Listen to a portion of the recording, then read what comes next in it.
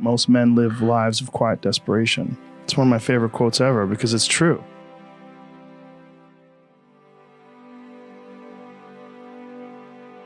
You're just in this world where you just can't wait to just run away.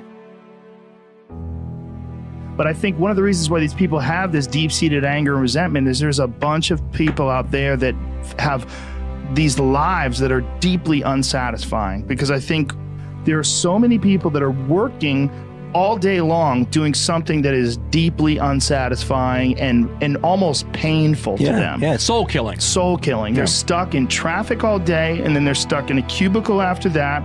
They relish the time to take a shit in the bathroom and look at their phone. I mean, they literally do that. That's a highlight of someone's day.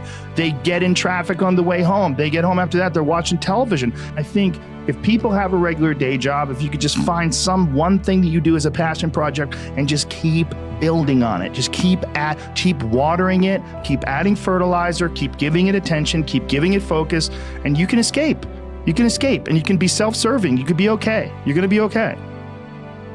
Look, man, making furniture feels good. If you can do that, you could cut those corners perfectly and sand everything down nice and stain it, and then it's done and you get this satisfaction, and you sell it to someone and that pays your bills. That is infinitely more satisfying than being stuck in some fucking cubicle working for someone that you don't want to work for, having to have these stupid fucking office meetings, talking to people in human resources, sitting down with your supervisor where they evaluate your job performance, and you're not really, you really need to be enthusiastic about this company. This company is your future. This kind of you're like, kill me now. There's a lot of people out there that would way rather do something else, and I hope they understand that they can. And people that are trapped in bad situations, one of the problems is you feel like this is your future and you can't get out of that. There's no hope. There's no light at the end of the tunnel. There's no rainbow. And if you feel like that, that alone can be incredibly defining and limiting. But if you look at yourself objectively and say, okay, I'm in credit card debt, I'm working in a shitty job, I don't like what I'm doing, but I have some ideas. I need to feed those ideas. I need to feed them and water them, and I need to set aside a certain amount of time every day to just try to make those things happen. You can do that.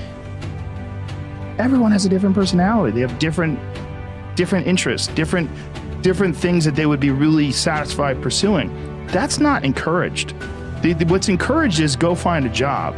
What's encouraged is go find some place that you can shove yourself into. Go find a square hole that you can stick your round peg and just fucking jam it in there and shave down the top and the bottom so you slide in with all this extra space on the sides and feel like shit for the rest of your life, because you need a job, because you're in debt, because you have credit cards, because you have student loans, because that's what everybody does. And so you do it too. That's what's wrong. You have an apartment you have to pay for. You have a car you leased. You have a wife that you have to feed. You have a child you have to raise. You have your mortgage. You have your this. You have your that. And that's where it all comes from. Well, the opportunity takes place usually when you're young and you don't have any responsibility. That's when you have your options. Well, your options are severely limited the more you gather responsibilities. Like if I had to, as a 51-year-old father of 3, married man, pays taxes, has a house and a mortgage and a business and all that jazz. If I had to quit everything now and struggle the way I struggled as a stand-up comedian, it would never work. But the only way I could be this person now is if I took that chance when I was 21, when I was dead broke and had my cars repossessed and all that stuff. That's the only way you ever get where you want to go. You have to take a path that's dangerous, and most people want to take the safe path.